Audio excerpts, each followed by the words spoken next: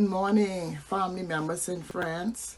This is the day that the Lord has made, and we shall rejoice and be glad in it. This morning, I wanted to talk about domestic violence in our society, and it's also around the world, and it's been a problem that has been going on from decades, even centuries ago, and it's been a secret that was being held by many women and still being held today by many women because they are afraid. You have some men too are ashamed, and two, the women are ashamed too to talk about it because they don't want to tarnish the image of the spouse whom they're being abused by, or don't want nobody to look at them in a different shade because we have already built them up to be such a big person in society, and we don't want nobody to look at us bad. Yes, I was once a victim of domestic violence in my life when I was bringing up my children at a very young age and so forth. I remember the first time it happened to me. I was once a child who grew up in a home that had domestic violence going on. It started with my mother. It seems as if every man she bring in her life wanted to just beat her. You know, and because I was the oldest child, I was always the one that jumped in and trying to help defend her. And in doing that, I ended up getting beaten, just beat just as much as she got beat, punched down, knocked out, knocked unconscious and everything. And I remember asking myself, Mommy, why don't you leave? And as time went by, years went by, decades went by, decided to leave that spouse. I remember her leaving and taking us by my grandmother's house. And a couple of days went by and she went back again. And the same thing happened over and over. And it was like a repeat cycle. I remember telling myself, well, if this ever happens when I become a mother, I'm not going to stay. I'm going to leave. You know, thinking that it was that easy just to pick up and go and start life all over again, especially when you don't have that help, that family member help, or don't have the friends at that time to help you to try to get out of these situations and so far, because the spouse has moved you so far away from your family, away from your friends, and you don't have nobody to tell what's going on. What do you do? What do you do when you just feel all alone and there's nobody around who you could talk to, afraid of what the man said he's going to do? Well, what had happened to me was I ended up with a relationship at a very young age because I wanted to get out of my mother's house. And I was tired of the repeat cycle. On top of that, she had a mental problem. So as a 13-year-old, looking for love in all the wrong places and so forth, I met my first husband, my children's father. And I felt loved immediately, you know. I felt as if this man, okay, he came to rescue me, and, you know, he's not the type of man that I seen my mother dated and so forth. He was a good father, and he was a good husband, you know. And in my sight, he could do no wrong. What do you do when you start to see the signs of it, but think that it's love? I remember the first time when he laid his hands on me that I could recount. It may have been more, but I probably just block it out, because a lot of things you tend to block out that was bad inside of your life when at such a young age. I remember I was pregnant with my second child, and I was like 8 months pregnant, and he came home late, and I asked him where he been. And all of a sudden, he started hitting me, and this man kicked me in my stomach while I was 8 months pregnant, and I couldn't believe it. I shut down, and I remember we had a back porch, and I went on that back porch, and I sat down there all night and couldn't believe that happened to me, because I had already had a first child for him. This was our second child. You know, and I'd already built this man up to be all of these things, and had all of my friends and family believing that this is a good man, because at the time he was a good man. I've never seen any violence in the past from him and so forth, because he was kind-hearted. he was a very amiable person. He didn't talk much and so forth, and he cared about everybody, so as time went by, I said, okay, this is the first time. He's never done it before. He's been a good father. He's been a good provider for me. He loves my family. He loves my siblings and so on. And so I'm not going to say anything to my family or my siblings or my friends because I don't want them to look at him in a bad way. And I just, forgot that it ever happened.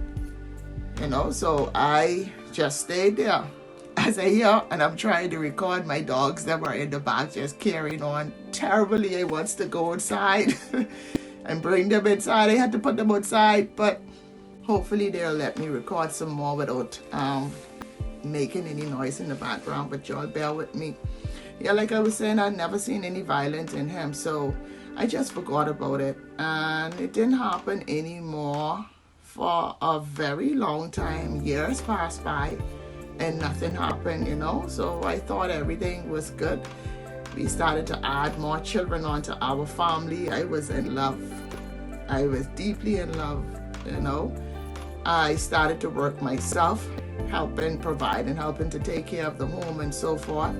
And then some signs started to happen. I remember this Valentine's Day, and he bought me this big, beautiful basket, and he sent this basket to my work at the time where I was working. And when he came home from work, he was asking me like, what did your manager say about the basket? I said, what you mean, what my manager said about the basket? Yes. I said, what you meant by what my manager said? Or did your manager like the stuff within the basket? I said, why should he love the stuff what's in the basket? And the basket is for me. Apparently, he had a niece that worked with me. And the niece went ahead and said the manager touched me.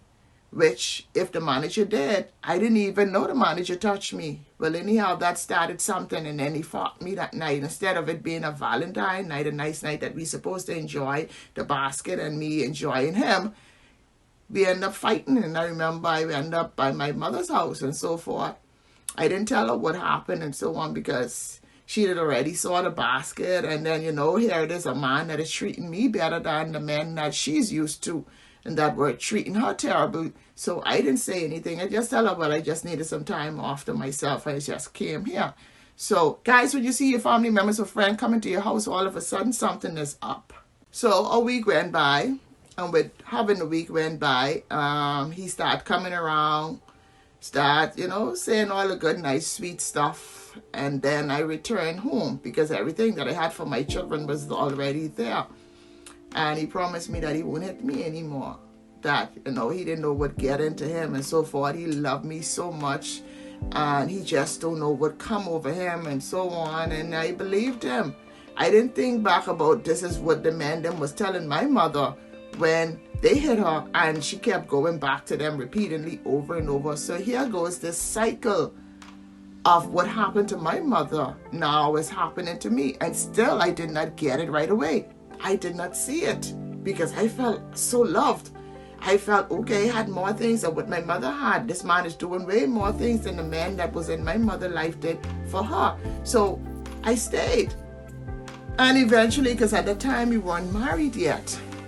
We didn't get married until I had my third child, So, and then again, he didn't hit me for years. Years went by, everything went, good and so forth. And then we decided we wanted to get married, So when we got married, things started to go haywire because he got himself into a lot of problems here while we were living here in Freeport. And we had to move off the island. We went to the States and we lived there for a year. And then we went to Nassau. At that time, instead of 3 children, I had 5 kids at the time when I went to Nassau. 5 whole children. Because like I said, I was in love. And I didn't mind having all of those children because in my sight, he could do no wrong. So, while I was in Nassau, we ended up having a 6th child. Then he started to sleep out, like, the normal story of a man who's having an affair. He started to sleep out and so forth. And coming in later, missing no days and so forth, coming home and so on, then I would ask him where he been. And I remember this time he was missing for 2 days. He told me he was going away, and he didn't go nowhere. He was right on the island with his sweetheart. And as he was there on the island, and when he came home and I asked the question, man, this man beat me to the pulp. He didn't lay his hand on me for a very, very long time. And here it is, this thing starting all over again, because he'd already promised me several times that is not going to happen. And it happened again.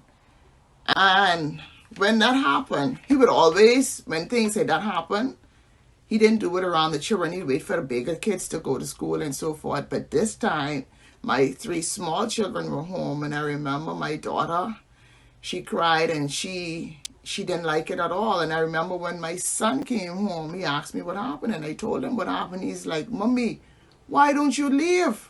Oh, man.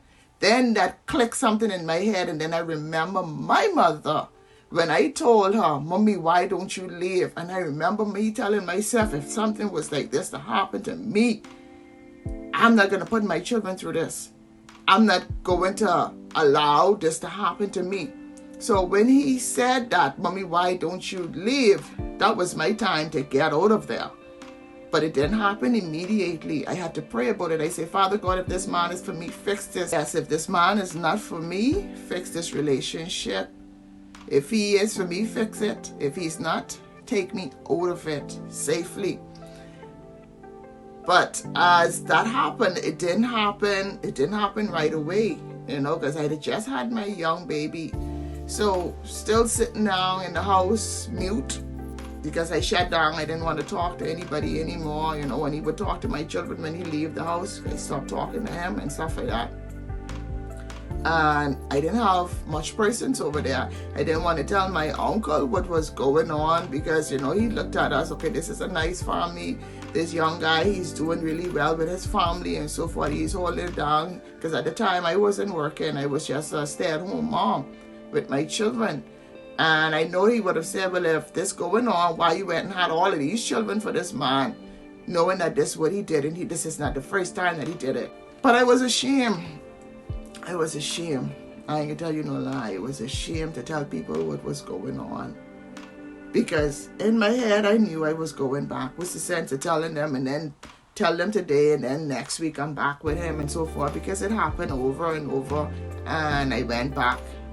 And I didn't know whether or not I wanted to go back again. But I had already said I'd pray to God. And when I say prayers to God, or I ask God for something and I tell God I'm not going to do these things, I like to live up to my promise to God. That's one person I do not like to break promise from. I do not like to break no promise with God, because he don't break no promise with us. So I asked him, I said, Father God, if you get me out of this safely, I am never going to return. And as time went by, eventually, he came home one day from his sweetheart house. And when he came home, I tell him, I say, why don't you stay where you're paying the bills? Because he stopped paying the bills at the place where we were living in. And when I said that, he immediately packed up his clothes and he called his nephew and he left. In fact, he had my son pack the clothes for him and had my son go and call his nephew to pick him up and come from there, because at the time we didn't have any phone inside of our house. And his nephew came and picked him up. And I stayed in the house like for a week. I guess I was looking for him to come back, but he didn't come back. He didn't come back. He didn't bring anything for the children and so forth. I had to go there and get some assistance for the kids from social services, because he didn't come back and check to see whether or not there was food inside of the house for us to eat and so on. So his friends started to come around looking for him. And as his friends came around looking for him, I told his friends he moved in with his sweetheart. And as I told it to his friends, I pretend that I knew who it was, who the sweetheart was. And the friend just opened up and told me every single thing that this man was doing. Oh man, the hurt. I was hurt. I fell on my knees. It felt like somebody pulled my heart out. It felt, okay, now here is confirmation. This is somebody who's close to him who told me now that yes, he has somebody and he's been living with that person for a whole year while he was living here with me and the children. So then my mother called after the friend left the house. And when she called, I just cried. And I told her what was going on. I said, he moved in with his sweetheart. He's no longer here with us. And we don't have anything inside the house to eat. He left us. So when I told that to my mother, you guys believe it, in 1 hour, I was in Nassau, she was in Freeport. In 1 hour, my mother was over there with empty bags. And she packed up every last piece of my clothes. I wasn't woman enough because I was so hurt. It's like I turned into a child. I went into a daze. I was in shock. She packed up every single item that I had. She called my aunt. We went and we looked for where he was living with his sweetheart. I saw it for myself. There was confirmation for myself to know that, yes, this is where this man is and this is where he's living. And then I went home while my mother finished packed up the stuff. Then immediately that morning, she called my uncle, and my uncle came and took all of those things to the mailboat for me to leave and go to Freeport. He made runs after runs after runs after runs. And I thank you, Uncle Harry, for doing that for me. Yes, thank you, Uncle. You know, I remember on that ride to the boat, what you told me, you said, Judith, make sure, continue to keep those children in church and make sure you go to church. And don't mind what the people in the church is doing, but listen to the words that are coming out of their mouth. Listen to the word of God, because the word of God is true. Yes, people are going to do some things and it's not going to line up with the words that they say come out their mouth, but the words would come out their mouth is true. And so I follow up with that. But when I got to Freeport, man, I was in a daze. I couldn't believe my marriage for all of those years has ended. My husband is no longer with me. My children don't have a father, you know. Thank God for putting good friends in my life, you know, who came around, who made sure I came out that house and talked to me and tried to get me back into working and going out there. So, yes, I left. I built up the courage. I left. And I didn't look back. Now, it wasn't easy when I left because I had to start all over again. I was living in my mother's one-bedroom apartment where she had her 5 other kids living in. Me and my children sleeping on a bunk bed, sleeping on one another. You understand? I worked 2 jobs just to get on my feet to be where I'm at right now with my kids and try to make sure they were educated so that they won't have to go through what I went through. And 2, why I never look back, I wanted my sons them to know, listen here. Don't put your hand on nobody's children. Don't put your hand on nobody's daughter, because you don't want nobody hitting your mother. You don't want nobody hitting your sister, your auntie, or anybody who is in your family. You don't want that. And then I wanted to leave for my daughters to let them know that, listen here, if you see this going on in your life, if your mother could leave with 6 children, you can leave too. You can do it on your own. You know, as long as you put God first. If I didn't have God inside of my life and I didn't stand on his words completely, I wouldn't have made it. I probably would have ended right back up in Nassau with that man, having him abuse me over and over and over. But for many women, it was worse, because you have some women that get abused on a daily basis, not years pass by before a man hit them and so forth. Because I think I had a good end of the abuse, but there's no good end. One hit is too much. One hit is too much. It all starts with just one hit. But some of the stories and some of the things that I've heard, it is not that a woman don't want to hit back a man, you know. A woman knows if she really retaliate on a man, she'll end up killing them. So she think about her children, not like men when they kill women. Yes. That's why a woman don't want to hit back and so forth, because they know what they can do. We can do some cruel things as well, but we think about our children and we don't want to go to jail and leave those kids them out there to suffer. Not like the men. They don't care if they leave their kids out there to suffer and so forth. They don't even care to take care of the children after the relationship has ended. The mother have to now be the mother and the father and so on. And then you have a repeat cycle now. Here it is, because the children them see the parents them being hit and beat up and they don't know no other way how to live. And then when they become adults, they now in abusive relationship. Now you have these boys, them hitting up on the girls, them doing the things that they saw that their father does and so forth. And here goes this recycle thing all over again. And there's no help to go to. No type of awareness program or there for persons them to go and get help from these abusive relationships. Yes, and so what are the solutions? What are the solutions? How can we help? We can help because you see the signs, there's little signs that are out there. Mothers, fathers, you see your daughter come back home, and this is not like how to come back home with some different moves. You know your child. Each parent know their child. Each close friend and each family knows what's going on and so forth. Always leave the door open in case if anything like this was to happen to your child. Don't say, oh, I don't want anything to do with you. Or if you go back to him, don't come back here no more and so forth. Because what happens is when you tell that person that, they don't have no place to go. Because they say, okay, well, I went back this time and so forth. Allow them to come. I don't care how much they can build up. One day they can build up that courage to come and leave for good. But the door must always be open for them to come and have that safe haven for them and their children. Because when we take it away from them and tell them, I don't want nothing to do with you, don't come back here no more, then you leave. Yes, and you leave them there for them to be abused all over. And that's what the man wants. The man wants them to be cut off from their family. They want them not to have any friend, because the friend saying, oh, you stupid man, I ain't into her. She loved this man so much, this man just give her a black eye, this man just knock out her teeth, this man just knock her down, this man just this and that, and I tired of going and rescuing her. If you have to rescue her a million times, rescue her a million times. She need the help. You know, this thing goes deep. You know, this thing is kind of mental, because you don't know what she's been through or what she saw as a child. You know, in this cycle, sometimes you have these generational curses will just be following you, but one day that person will get out of it. But also have that door open and remain open for that person to come back to get help from you. Not everybody is strong like you are to say, leave at the first go, let's just leave and do not look back. No, not everybody is strong, so help. And also, another solution to our government and anybody who's been through it. I don't mind helping out with different organizations. If you need help, pro bono help. With helping women them.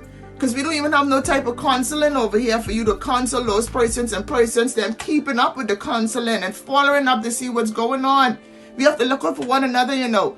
There's neighbors that you live by. You hear this woman's crying and screaming and so forth. I'm just saying not only women get abused, you have men that get abused too. And they are ashamed to talk it because they're supposed to be this masculine person and they're supposed to be this man with all this chest and this big man up in here and this and that. Yes, you have some people get abused, and not every abuse is hitting persons. You have mental abuse where you have persons, oh, you too fat, you too skinny, you too black, you too ugly, you don't have enough butt, you don't have enough this, you don't have enough that. They will call you all kind of names, and that beats you down too, because yes, it beats you down too. And those mental abuse to me is even worse than the physical abuse. At least the physical wounds heals. But the mental abuse always pays over and over in your head. And it helps you to feel like, okay, this is the only man that I could find out there. Okay? Ain't nobody gonna like me for this and that. Because he done beat you to the pulp mentally and physically. You don't want to go on it. You don't want to move. But women, I just want you to let you know, like myself, there is help out there. And the help is our God. When our mothers forsake us, our fathers forsake us, our friends, our family, all leave us, God is always there. You could talk to him. I made that prayer to him and I made that promise, Father God, if you get me out of this relationship safely, I'm not going back.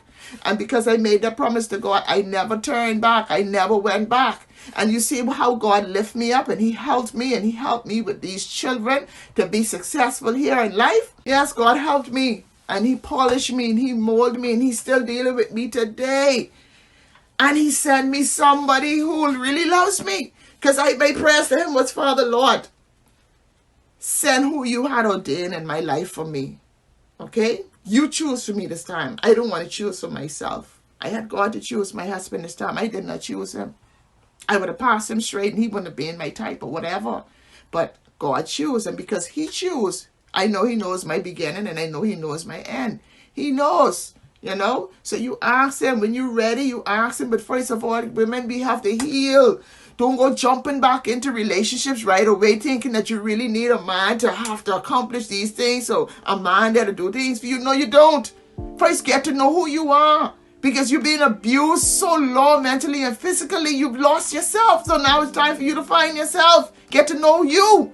Get to know your children. Yes, get to know the children. And the sad thing is, when you have children and you have these mental abuse and physical abuse, the children them because you so hurt, you don't think that your children them need help. But the children them need just as much help as you. The children them need a psychiatrist. And we don't even have that type of help to say, okay, let's get the children them some help, because no help was for us.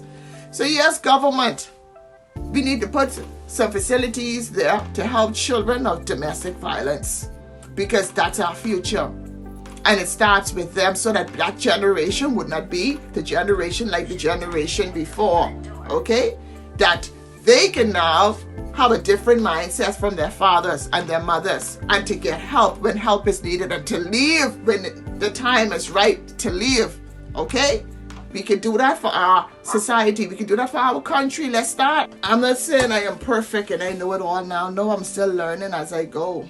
But I see some of the mistakes, I've made a lot of mistakes in my life. But if I can help somebody along the way, like my grandmother's favorite song, if I can help somebody along the way, then my living will not be in vain. So mothers who are going through these different stuff, don't just go get balled down with another man right away. Get your children some help. They need help. Because then they will in return find the same man that you had before. Okay? They won't know how to leave because they saw mommy stayed in it for so long. Okay, some of these men don't show their face right away. It take years for them to come out in the abuse and thing to come out. I don't know what triggered them, some things that triggers them. And they began to do the same thing that you was running away from and so on. So we need some help. Yes, we need facilities that are out there to help. And we need to help one another. It starts with each one reaching one to help that person for us to live a better life and a better society. And like I say, as times go on, I have a lot of testimonies. You're only able to just touch on certain things, certain time at a short period of time as I go on, because a lot of things we tend to bury in our heads, not to wake it up because we have already healed from it. But if my testimony could help somebody else get out of the situation that you're in right now, pray about it and God will help you. Tell somebody, don't be ashamed. Don't be ashamed because you build this person up to be such a great person. Leave. Look in your children's eye. Does they deserve it? Does they deserve to see their mother being hit? Does they deserve to see less of you versus 100% of you because you cut yourself down? They don't see the real mother because you're not smiling anymore. You're not happy anymore. You're dressing. You're not fixing up yourself. Come on. Let's get help. So this year, let's help yourself. Let's help one another. Okay? You can do it, ladies. Trust me when I tell you, you can do it. You'll be surprised the things that you can do by yourself. And when you're ready to find somebody and ask God to let you find that husband to put in your life, somebody who's going to treat you like a queen, He will bring that person who's going to treat you like a queen. Not all men are like that. You have some good, decent upbringing men that are out there who's going to treat you like a queen, So just continue to pray and love God the way that He loves us. And He will protect us. He will protect us. I know you're in some stuff right now, but you could get out of it. If you don't do it for yourself, do it for your children. If you don't have any children, do it for God. Love Him the way that He loves you. And remember every day that this is the day that the Lord has made, and we shall rejoice and be glad in it, in spite of what's going on around us, in spite of what was said to us this morning by our spouse, in spite of what society thinks of us, in spite of it all, know that He loves you and He only wants the best for you. He only wants the best for you. And you could do it. You could do it one step at a time. And eventually you're out of it. And you're doing better. You're able to pay your bills. You're able to take your children out of that environment.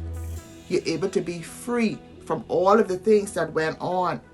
I'm not saying that you will forget it, it'll still be there, but you'll be free and you'll be more happy than you are today. So y'all take care and know that I love y'all.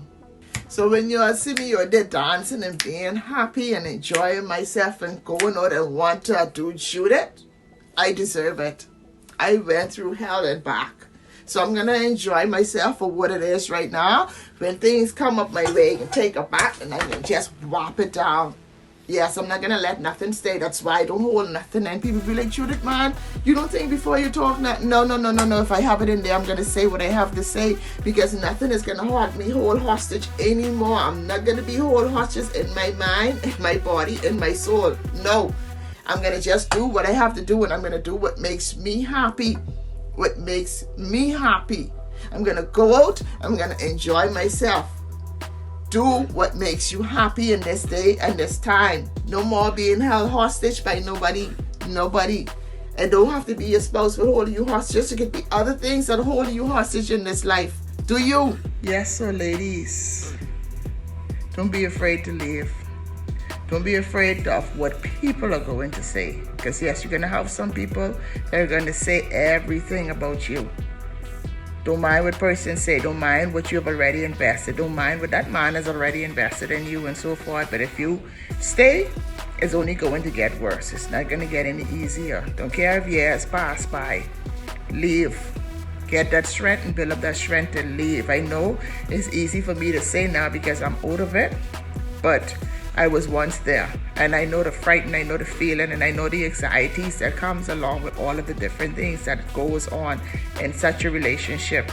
So come out of that relationship, and don't care what people have to say about it. Come out of it, because we only in it because of what the society is going to say. The hell with society and what they're going to say. This is your health. This is your children's life. This is for you.